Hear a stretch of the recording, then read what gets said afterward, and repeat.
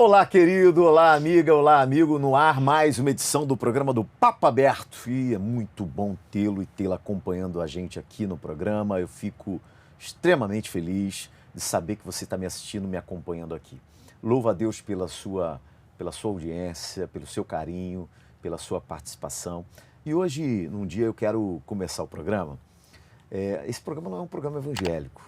Esse programa não é um programa religioso, esse programa não é um programa inclinado a ideologias partidárias, ideologias religiosas. Este programa é um programa eclético, é um programa com um teor bem aberto a ouvir todos e todas aqui no programa. É um programa que tem um compromisso de uma forma que a gente seja bem democrático, né, e ter acessibilidade às pessoas poderem se manifestar. Mas hoje, em especial, eu quero abrir o programa com uma oração do Pai Nosso, se você me permitir, para que Deus nos abençoe nesse ano de 2024. Se não me falha a memória, é o primeiro programa, Oswaldo. Oswaldo é o meu que está ali na parte de edição, de corte, que é da área de Twitter. É o primeiro, né? De 2024. Então eu quero desejar a você um feliz ano de 2024 e iniciar o ano de 2024 fazendo uma oração, pedindo a Deus socorro, ajuda, e nada melhor do que a oração do Pai Nosso. Acredito eu que eu me lembre da oração do Pai Nosso, mesmo porque foi Jesus que nos ensinou esta oração. E se eu errar aqui, do outro lado do Twitter, eu tenho um teólogo ali que já está me corrigindo. Olha, você errou, olha, Jesus não falou isso não, hein? Vamos orar. Não precisa fechar os olhos não, só a oração do Pai Nosso. Pai Nosso que estás nos céus, santificado seja o seu nome, venha a nós o seu reino, seja feita a sua vontade, assim na terra como no céu. O pão nosso de cada dia nos dai hoje, perdoai as nossas dívidas, assim como nós perdoamos aos nossos devedores. Não nos deixai cair em tentação, mas livrai-nos do mal, porque Tu é o reino, o poder e a glória para todo sempre. Amém. Olha que interessante, quando eu faço essa oração do Pai Nosso, me remete na minha infância. Meu pai sempre fazia essa oração do Pai Nosso. E quando a gente fala, tem um teólogo, tem um teórico da área pedagógica, que diz que quando a gente nasce, a gente é uma tábua vazia. Skinner falava isso, né? E que com o tempo, na relação do meio, a gente vai acrescentando informações.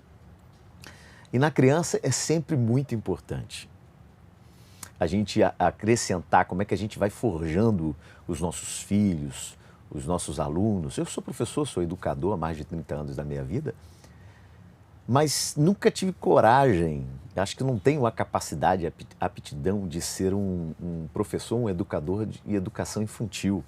Seja aí da primeira, segunda, terceira, quarta série, antiga primeira, segunda, terceira, quarta série, ou agora primeiro, segundo, terceiro, quarto e quinto ano, né? Ou seja, também do CA lá, quando a criança está iniciando na educação bem infantil mesmo, né? Do Jardim 1, Jardim 2, Jardim 3, acho que tem até um Jardim 4, não sei, a especialista que está aqui que vai me orientar nessa questão, mas eu acho extremamente difícil, eu não tenho aptidão nenhuma. Eu converso hoje aqui para falar sobre educação infantil com a minha amiga Roberta Samor. Acertei, Roberta? Acertou. Uau! Gravei o nome dela. Não é? Você está bem? Tudo bem? Bom dia a todos. Tudo bem, graças a Deus. Obrigada pela oportunidade de estar aqui contigo. Olha, é uma honra te receber aqui. Falei que você se sentia à vontade. Tá? Eu nem te ofereci, eu estou sem educação. Não ofereci água para ela, não ofereci um café. Agora a gente já foi para a entrevista, agora não dá mais tempo. Já era. Agora já era. Depois da entrevista ela toma. Roberta, como é que foi o seu envolvimento na educação? Conta pra gente. Eu me formei, né? Antigamente a gente tinha no ensino médio que era formação geral e formação de professores. Então, com 15 para 16 anos, eu cursei o curso de formação de professores no CELAM, lá na Vila da Petrobras. Então, assim, foi quando eu comecei a ter o contato mesmo com a educação, através dos estágios, das aulas práticas, né? Depois, quando eu me formei, eu não consegui trabalhar na época. Fiquei uns 4 anos. Depois que eu consegui entrar de verdade nessa área, entendeu? Trabalhei na prefeitura, com contrato, e depois fui trabalhar na rede privada também de ensino. Você gosta de dar aula? Gosto. Pergunta que não quer calar. Gosto. Porque assim, por que eu estou te fazendo essa pergunta? Porque quando eu fui para a faculdade, me preparar, estudar, enfim, eu tinha um pavor em entrar em sala de aula e eu fiz formação de professores. Você fez formação de professores? Fiz. Eu fiz. Minha mãe dizia assim, não faz formação de professores. Isso é coisa de mulher. Você vai virar mulher se você fizer formação de professores. Havia um preconceito, não havia? A maioria da turma geralmente não eram mulher, mulheres, né? 1 ou 2 meninos, homens para fazer. E no curso também de pedagogia, nos cursos também, a gente não vê tanta diferença, né? Exato.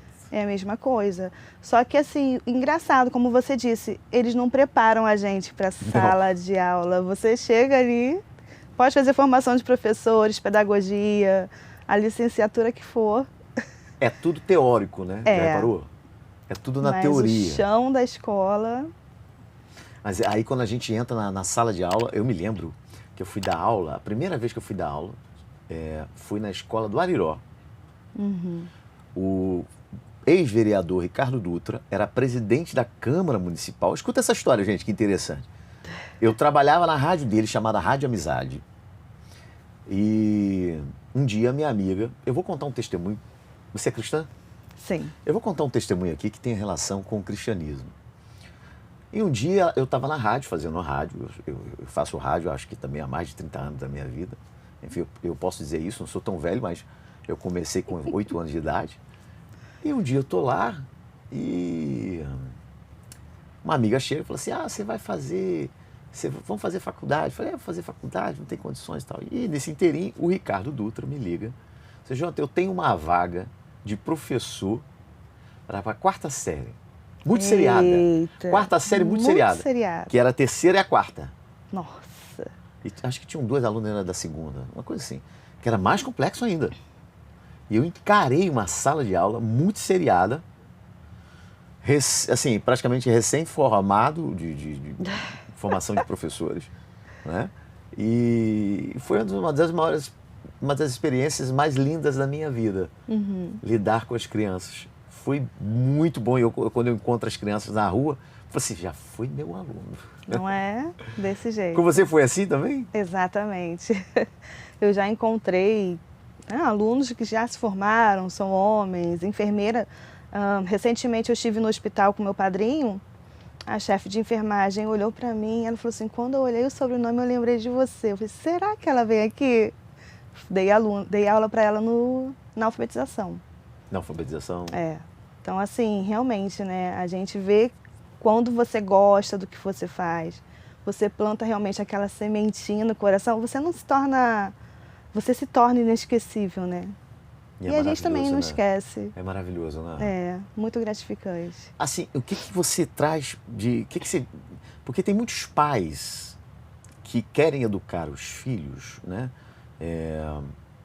Querem levar conhecimento escolar em casa. Eu vou alfabetizar meu filho em casa. É complexo? O correto seria escola e o pai contribuir. O que se pensa? Atualmente a gente no Brasil não tem esse ensino ainda, né? A gente viu isso por conta da pandemia. Muitos pais, realmente, eles ensinaram, né, os filhos em casa por conta das aulas online. Muitas crianças não tiveram aula mesmo, ficaram em casa. E a gente vê que essa contribuição, essa ajuda do pai, eu vejo como uma ajuda realmente do pai na educação dos filhos, no ensino.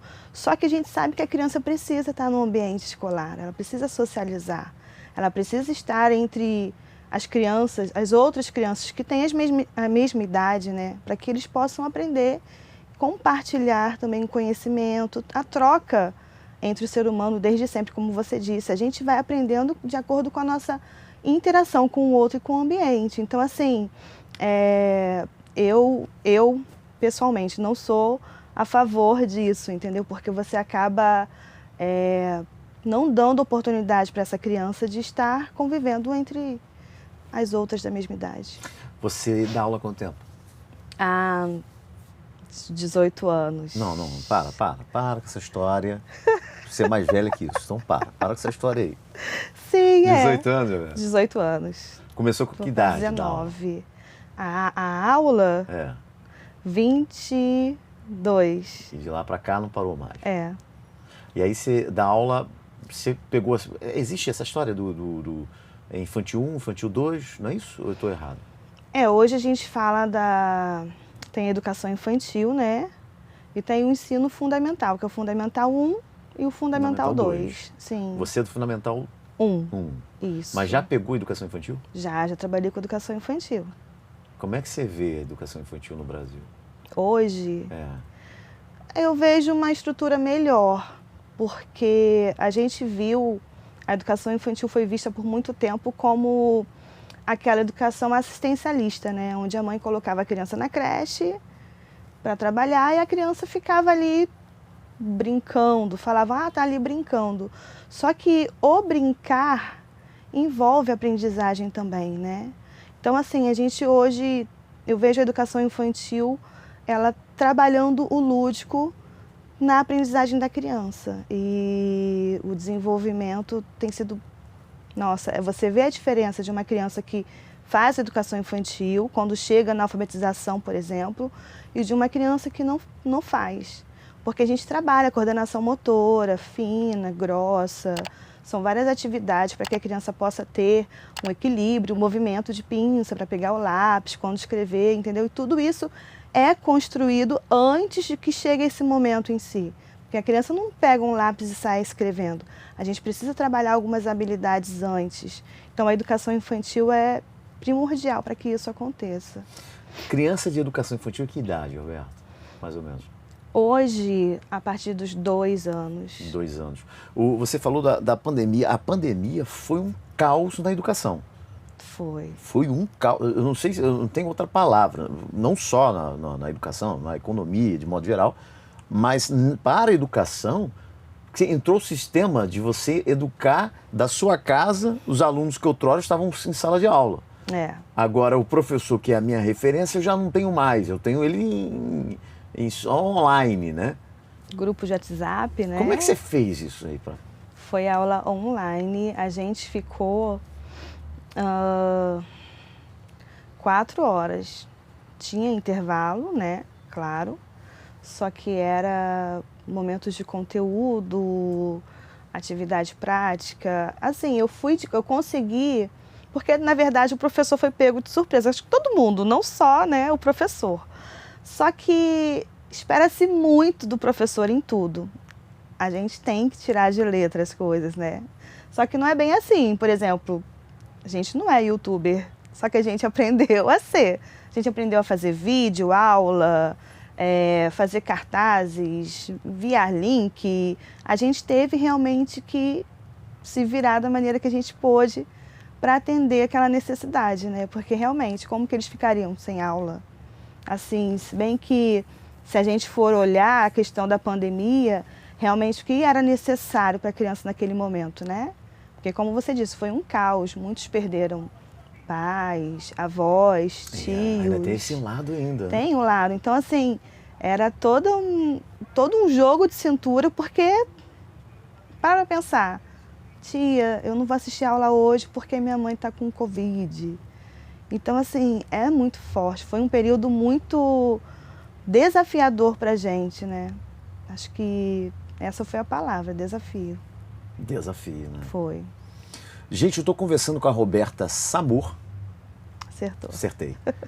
Que é uma especialista em educação infantil. A gente batendo um papo aqui, ela que vive isso periodicamente na sua vida. De férias, né, Roberta? Graças a Deus. Finalmente? Aproveitar as férias aí. Que isso? Olha só, a mulher está de férias e eu chamo para falar sobre educação, escola, ensino. Desse jeito, de férias. Tá no seu DNA, você não vai largar isso. Difícil, né? É difícil, como né? Pode, gente? E você tem filhos, não tem? Tem 2 meninos? 2 filhos. 2 meninos? Davi com 15 anos e o Luca com 11. Você ajuda na alfabetização em casa? Ai, ajuda, né? E aí a gente ainda tem que ouvir, mãe, minha professora não ensinou desse jeito. Não ensinou desse jeito? Desse jeito que eles falam. Cada professor tem a sua especificidade, né? A didática, né?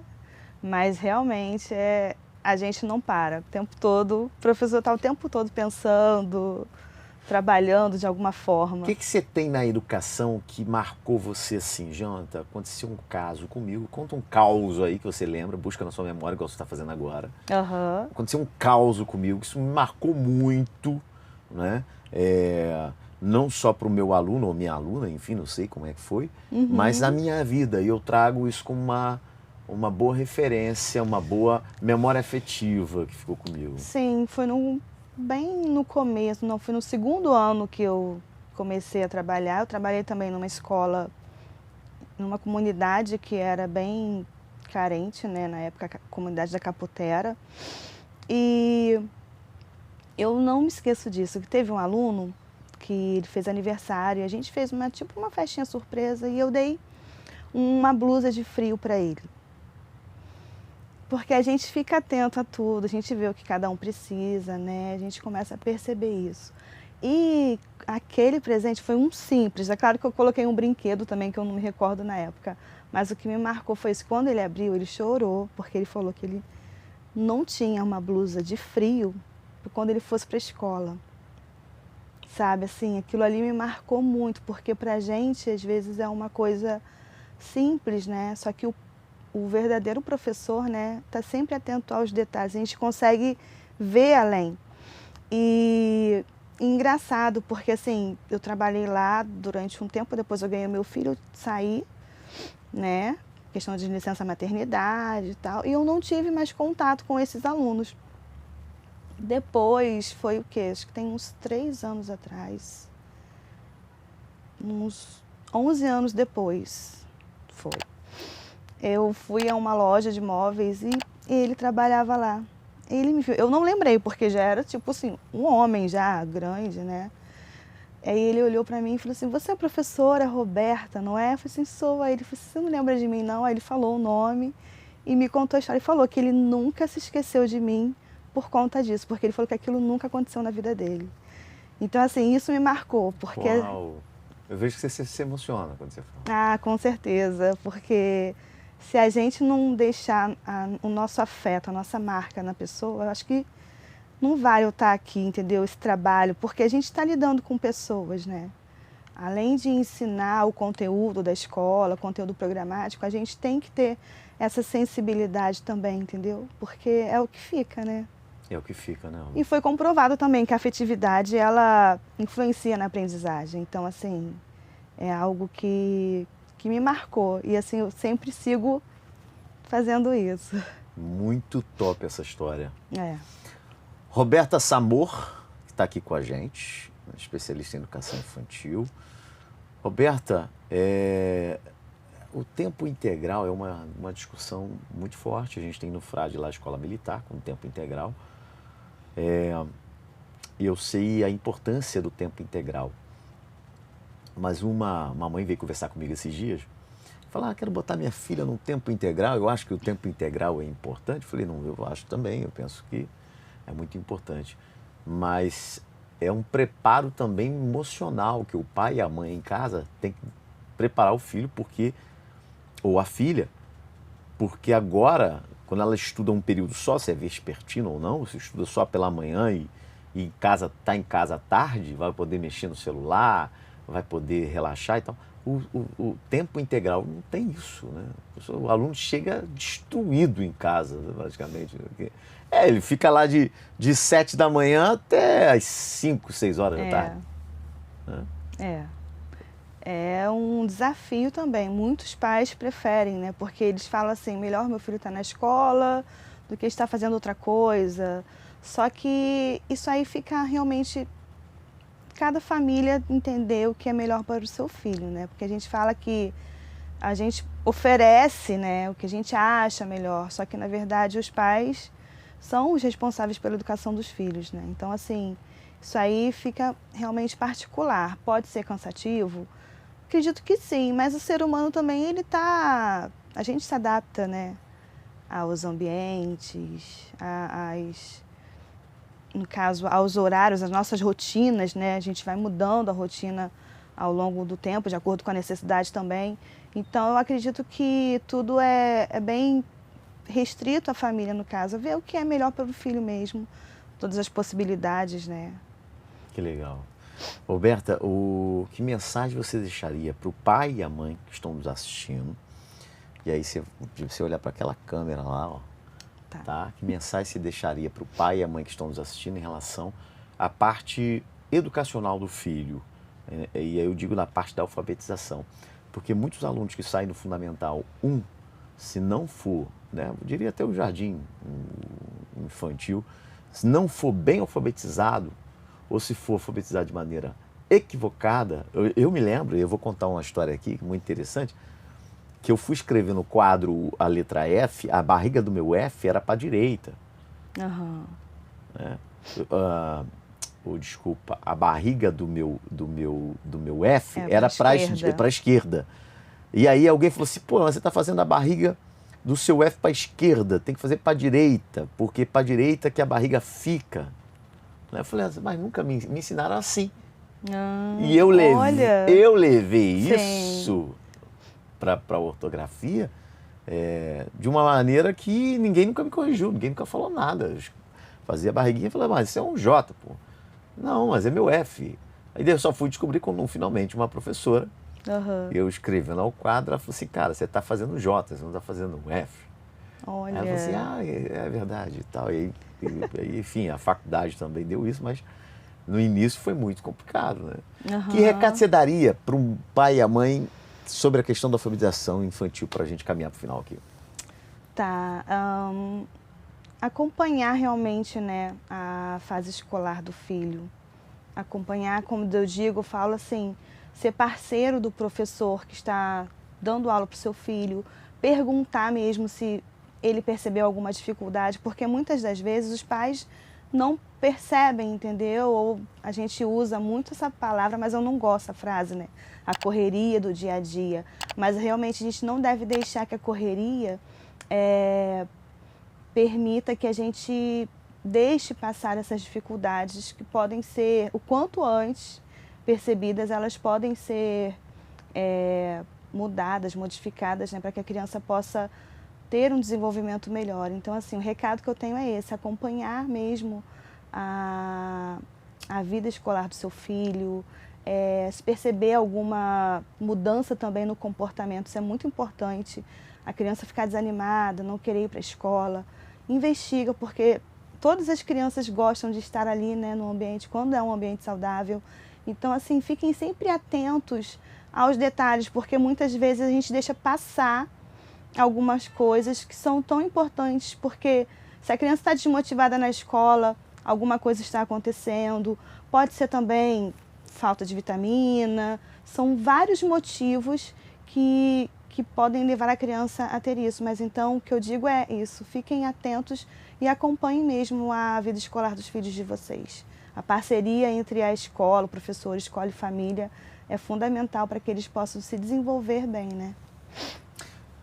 No programa de hoje, no Papo Aberto, eu conversei com ela, Roberta Samor. Roberta, obrigado por você estar aqui com a gente. Obrigada também. Leve meu abraço para as crianças lá, para a família. Tá bom, pode deixar. E aí, o que você espera para 2024? Olha, eu espero o extraordinário. O extraordinário? Tô animada. Foi forte. Sim, sim, sim. Depende da gente, né? Exato. Então, só o melhor para nós. Roberta Samor, especialista em educação infantil, conversei aqui com ela, batendo um papo, falando sobre as estratégias, como que pé que anda a questão da educação infantil no Brasil e na questão da sala de aula, né? Cuidado com os pais, na relação pai e filho, principalmente na alfabetização, é de suma importância.